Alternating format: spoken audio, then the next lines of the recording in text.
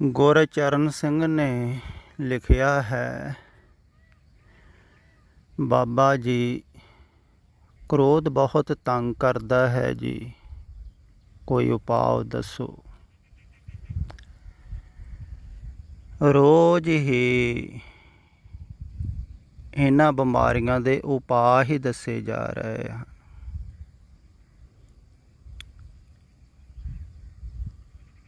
ਇਹਨਾਂ ਬਿਮਾਰੀਆਂ ਤੋਂ ਕਿਵੇਂ ਮੁਕਤ ਹੋਵੋ, ਉਹ ਔਸ਼ਧੀ ਦੱਸੀ ਜਾ ਰਹੀ ਹੈ। ਜਿਵੇਂ ਕੱਲ੍ਹ ਹੀ ਦੱਸਿਆ ਸੀ ਵੀ ਤੁਸੀਂ ਆਪੇ ਤੋਂ ਦੂਰ ਜਾ ਰਹੇ ਹੋ,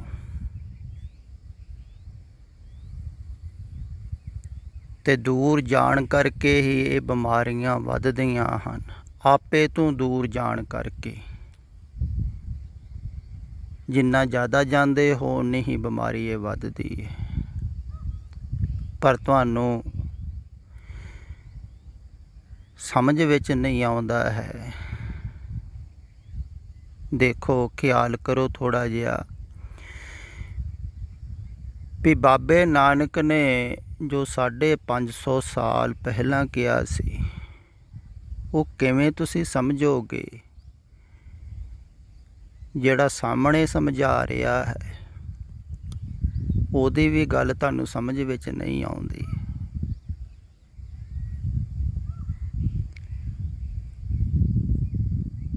ਇਸੇ ਕਾਰਨ ਹੀ ਸਾਧਾਰਨ ਸਹਿਜ ਜੋ ਤੁਹਾਡੀ ਭਾਸ਼ਾ ਹੈ ਨਾ, ਵਾਰ-ਵਾਰ ਉਹਦੇ ਦੁਆਰਾ ਸਮਝਾਇਆ ਜਾਂਦਾ ਹੈ।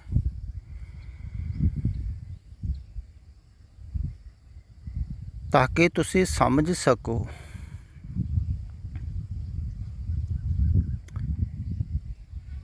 ਜਿਹੜੇ ਜ਼ਿਆਦਾ ਵਿਦਵਾਨ ਹਨ, ਪੜ੍ਹੇ ਲਿਖੇ ਹਨ,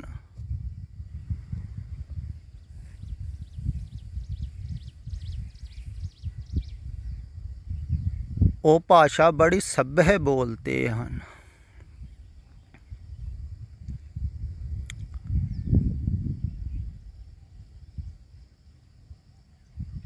ਸਾਫ ਸੁਥਰੇ ਅਲਫਾਜ਼ਾਂ ਦਾ, ਸ਼ਬਦਾਂ ਦਾ ਉਪਯੋਗ ਕਰਦੇ ਹਨ, ਕਿਉਂਕਿ ਉਹਨਾਂ ਨੂੰ ਦੂਸਰੇ ਨਾਲ ਕੋਈ ਮਤਲਬ ਨਹੀਂ ਹੈ। ਉਹਨਾਂ ਨੂੰ ਇਹੋ ਹੀ ਮਤਲਬ ਹੈ ਵੀ ਸਾਡੀ ਗੱਲ ਨੂੰ ਕੋਈ ਸੁਣ ਕੇ ਕਵੇ ਵਾਹ ਵਾਹ, ਕਿੱਡੀ ਵਧੀਆ ਕਥਾ ਕੀਤੀ, ਕਿੱਡੀ ਵਧੀਆ ਭਾਸ਼ਾ ਦਾ ਉਪਯੋਗ ਕੀਤਾ।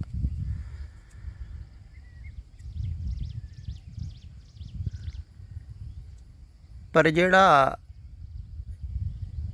ਜਾਗਰਤ ਹੈ ਉਹ ਭਾਸ਼ਾ ਵੱਲ ਨਹੀਂ ਦੇਖਦਾ ਹੈ। ਉਹ ਦੇਖਦਾ ਹੈ ਜਿਨ੍ਹਾਂ ਨੂੰ ਸਮਝਾਉਣਾ ਹੈ, ਸਮਝਾਇਆ ਜਾ ਰਿਹਾ ਹੈ, ਜਿਹੜੀ ਉਹ ਭਾਸ਼ਾ ਦੇ ਵਿੱਚ ਸਮਝਣ। ਜਿਵੇਂ ਛੋਟਾ ਬੱਚਾ ਹੈ, ਉਹਨੂੰ ਛੋਟੇ ਬੱਚਿਆਂ ਦੀ ਭਾਸ਼ਾ ਦੇ ਵਿੱਚ ਸਮਝਾਇਆ ਜਾਂਦਾ ਹੈ, ਤਾਂ ਹੀ ਉਹ ਜ਼ਿਆਦਾ ਸਮਝਦਾ ਹੈ।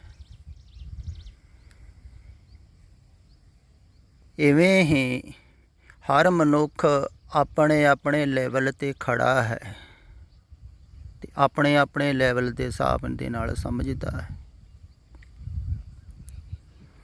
ਅਤੇ ਬਹੁਤਿਆਂ ਦਾ ਤਲ ਜਿਹੜਾ ਹੈ ਉਹ ਸੰਸਾਰਿਕ ਹੈ, ਕਿਉਂਕਿ ਸੰਸਾਰ ਦੇ ਵਿੱਚ ਤੁਸੀਂ ਰਹਿ ਰਹੇ ਹੋ ਅਤੇ ਸੰਸਾਰ ਦਾ ਅਸਰ ਤੁਹਾਡੇ 'ਤੇ ਜ਼ਿਆਦਾ ਹੈ। ਅਤੇ ਇਸ ਕਾਰਨ ਅਗਰ ਤੁਹਾਨੂੰ ਸੰਸਾਰਿਕ ਭਾਸ਼ਾ ਦੇ ਨਾਲ ਸਮਝਾਇਆ ਜਾਵੇ ਤਾਂ ਸ਼ਾਇਦ ਤੁਸੀਂ ਸਮਝ ਜਾਓ। ਹੁਣ ਇਉਂ ਸਮਝੋ, ਜਿਵੇਂ ਅਕਸਰ ਕਿਹਾ ਜਾਂਦਾ ਹੈ, ਕੋਈ ਕ੍ਰੋਧਿਤ ਹੋ ਜਾਵੇ,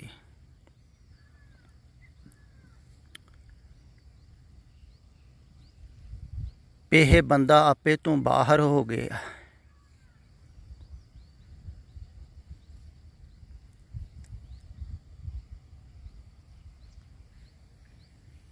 ਇਹ ਬੰਦਾ ਜਿਹੜਾ ਹੈ ਨਾ, ਆਪਣੇ ਆਪ ਵਿੱਚ ਨਹੀਂ ਰਹਿ ਗਿਆ, ਇਹ ਕੁਛ ਵੀ ਕਰ ਸਕਦਾ ਹੈ।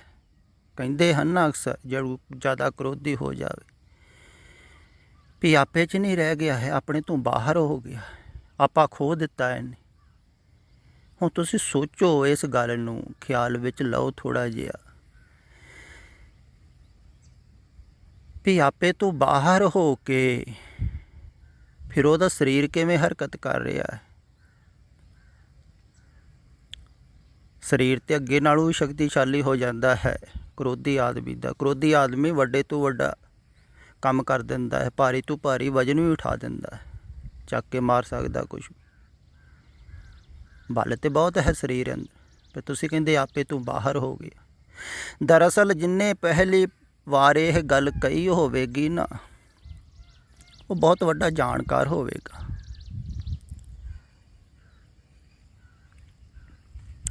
ਕਿੰਨੀ ਪਿਆਰੀ ਗੱਲ ਕਹੀ ਹੈ, ਆਪੇ ਤੋਂ ਬਾਹਰ ਹੋ ਗਿਆ।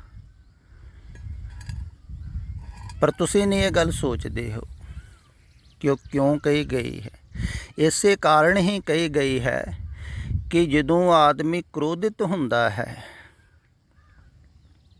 ਧਿਆਨ ਕਰਕੇ ਸੁਰਤ ਕਰਕੇ ਆਪਣੇ ਤੋਂ ਬਾਹਰ ਹੋ ਜਾਂਦਾ ਹੈ ਅਤੇ ਆਪਣਾ ਆਪਾ ਉਹਦੇ ਕੰਟਰੋਲ ਵਿੱਚ ਨਹੀਂ ਰਹਿ ਜਾਂਦਾ।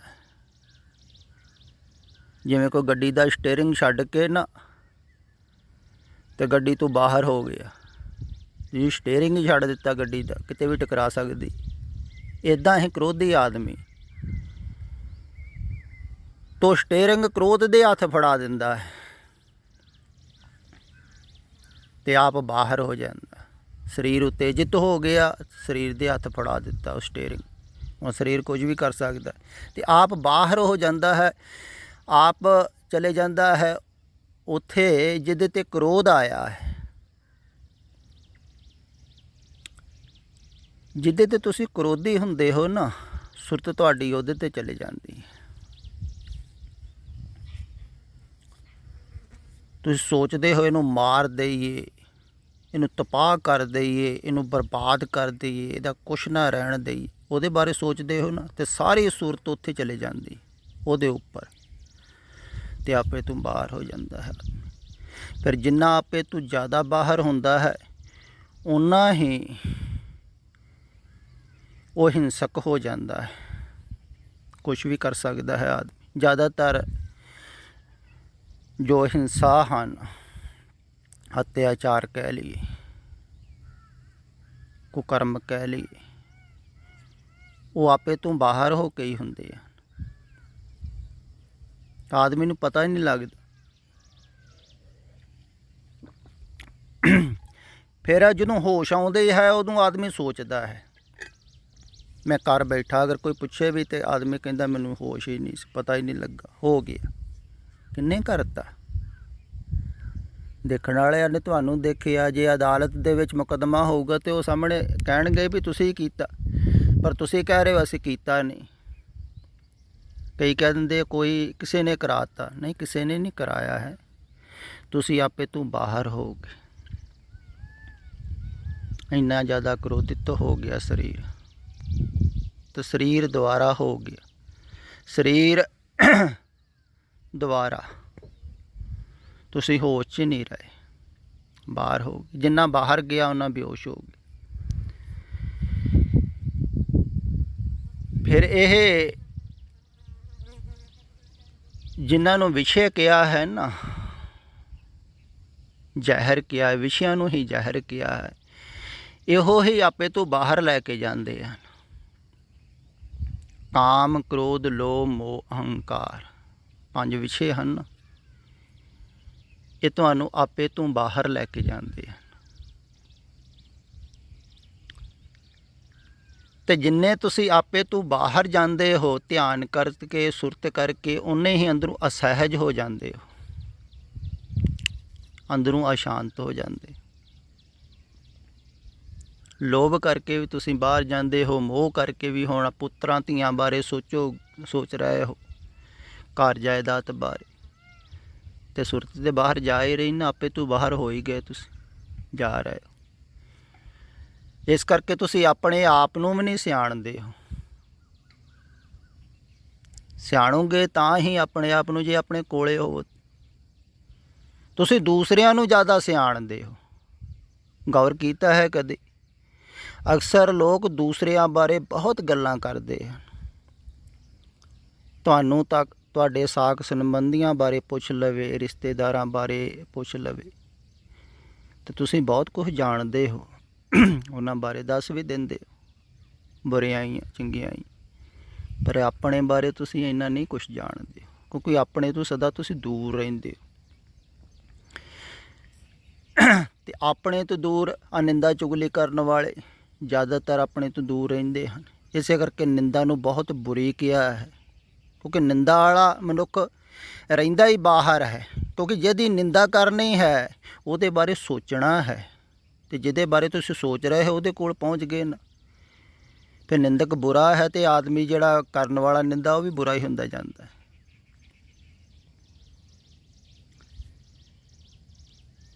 ਨਿੰਦਾ ਭਲੀ ਕਿਸੇ ਕੀ ਨਾ ਹੀ ਮਨ ਮੁਖ ਮੁਗਧ ਕਰਨ, ਮੁਖ ਕਾਲੇ ਤਿੰਨ ਨਿੰਦਕਾਂ ਨਰਕੇ ਘੋਰ ਭਵਨ। ਵੇਖੋ ਘੋਰ ਨਰਕ ਦੇ ਵਿੱਚ ਉਹ ਇਸੇ ਕਰਕੇ ਕਹਿ ਰਹੇ ਹਨ ਵੀ ਨਿੰਦਕ ਸਦਾ ਹੀ ਬਾਹਰ ਰਹਿੰਦਾ ਹੈ, ਆਪਣੇ ਘਰ ਤੋਂ ਦੂਰ, ਆਪਣੇ ਤੋਂ ਦੂਰ, ਆਪਣੇ ਆਪੇ ਤੋਂ ਦੂਰ।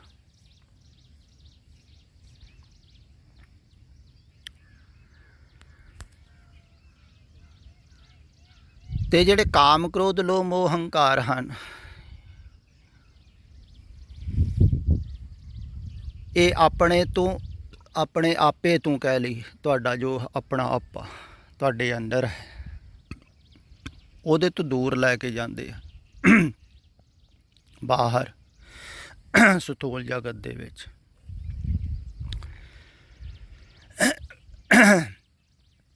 ਫਿਰ ਸਥੂਲ ਜਗਤ ਦੇ ਵਿੱਚ ਤੁਸੀਂ ਜੋ ਵਾਸ਼ਨਾ ਚਾਹਤ ਕਰਦੇ ਹੋ,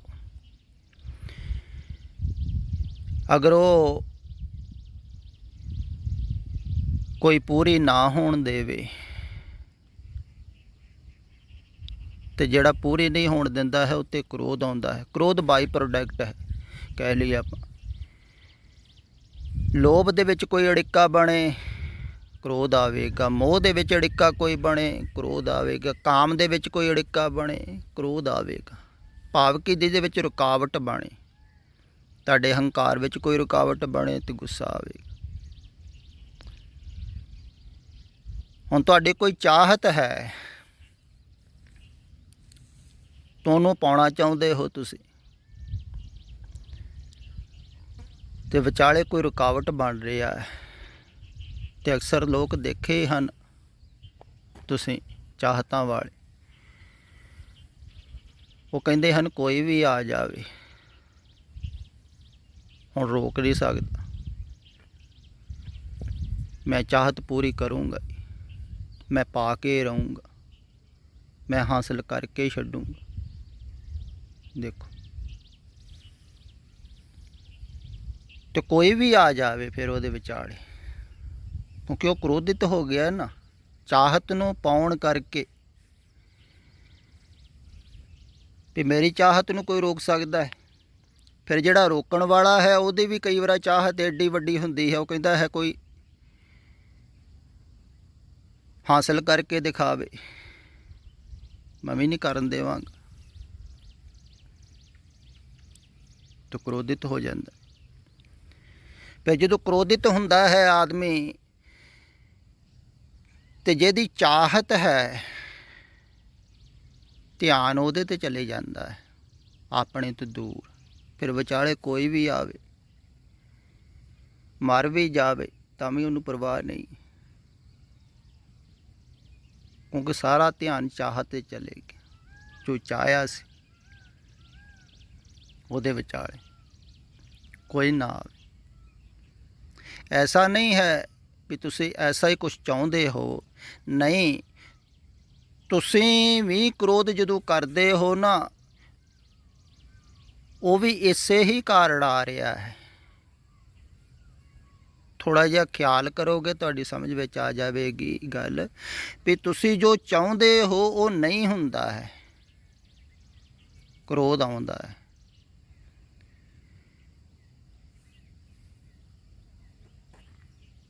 ਜਾਂ ਆਪਣੇ ਜਿਹੜੇ ਤੁਹਾਡੇ ਸੰਬੰਧੀ ਹਨ, ਪਰਿਵਾਰਿਕ ਮੈਂਬਰ, ਉਹਨਾਂ 'ਤੇ ਕ੍ਰੋਧ ਆਉਂਦਾ ਹੈ ਕਿਉਂਕਿ ਜੋ ਤੁਸੀਂ ਚਾਹੁੰਦੇ ਹੋ ਕਰ ਨਹੀਂ ਪਾ ਰਹੇ। ਜਿੱਦਾਂ ਦੇ ਤੁਸੀਂ ਚਾਹੁੰਦੇ ਹੋ ਉੱਦਾਂ ਦੇ ਹੋ ਨਹੀਂ ਰਹੇ ਹਨ, ਕ੍ਰੋਧ ਆਉਂਦਾ। ਜੋ ਤੁਸੀਂ ਚਾਹੁੰਦੇ ਹੋ ਨਹੀਂ ਹੋ ਪਾ ਰਿਹਾ ਹੈ, ਕ੍ਰੋਧ ਆ ਰਿਹਾ ਹੈ। ਬਲਕਿ ਸਥੂਲ ਚੀਜ਼ਾਂ 'ਤੇ ਵੀ ਲੋਕਾਂ ਨੂੰ ਕ੍ਰੋਧ ਆ ਜਾਂਦਾ ਹੈ। ਕਾਰ 'ਤੇ ਕਿਤੇ ਜਾ ਰਹੇ ਹਨ, ਰਸਤੇ 'ਚ ਖਰਾਬ ਹੋ ਗਈ, ਕ੍ਰੋਧ ਆਇਆ ਵੀ ਮਿਲਣਾ ਸੀ, ਪਹੁੰਚਣਾ ਸੀ ਮੰਜ਼ਿਲ 'ਤੇ, ਇਹਨੇ ਧੋਖਾ ਦੇ ਦਿੱਤਾ। ਅਤੇ ਆਦਮੀ ਨੂੰ ਦਿਲ ਕਰਦਾ ਇਹਨੂੰ ਅੱਗ ਹੀ ਲਾ ਦੇਵਾਂ। ਕਈ ਲਾ ਵੀ ਦਿੰਦੇ ਹਨ ਕ੍ਰੋਧ ਦੇ ਵਿੱਚ, ਤੋੜ ਵੀ ਦਿੰਦੇ ਹਨ ਆਪਣਾ ਸਮਾਨ, ਬਾਅਦ 'ਚ ਪਛਤਾਉਂਦੇ ਹਨ ਵੀ ਉਸ ਟਾਈਮ ਆਪੇ ਤੂੰ ਬਾਹਰ ਹੋ ਗਈ। ਅਤੇ ਆਪੇ ਤੂੰ ਬਾਹਰ ਹੋ ਕੇ ਫਿਰ ਉਹ ਘਟਨਾ ਘਟ ਜਾਂਦੀ, ਗੁੱਸੇ 'ਚ ਆ ਜਾਂਦੀ, ਕ੍ਰੋਧ 'ਚ ਆ ਜਾਂਦੀ। ਤਾਂ ਜੋ ਤੁਸੀਂ ਚਾਹੁੰਦੇ ਹੋ ਉਹਦੇ ਵਿੱਚ ਕੋਈ ਰੁਕਾਵਟ ਬਣ ਗਈ। ਜਿਵੇਂ ਤੁਸੀਂ ਚਾਹੁੰਦੇ ਹੋ ਵੈਸਾ ਨਹੀਂ ਹੋ ਪਾ ਰਿਹਾ।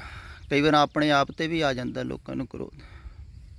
ਆਪਣੇ ਆਪ ਵੀ ਜੋ ਕੁਛ ਨਹੀਂ ਕਰਨਾ ਚਾਹ ਰਿਹਾ ਅਤੇ ਆਦਮੀ ਨੂੰ ਗੁੱਸਾ ਆਉਂਦਾ ਕਿਉਂ ਨਹੀਂ ਹੋ ਰਿਹਾ। ਕਈ ਆਪਣੇ ਆਪ ਨੂੰ ਵੀ ਕੁੱਟਣਾ ਸ਼ੁਰੂ ਕਰ ਦੇਣਗੇ, ਖਿੱਚਣਾ ਸ਼ੁਰੂ ਕਰ ਦਿੰਦੇ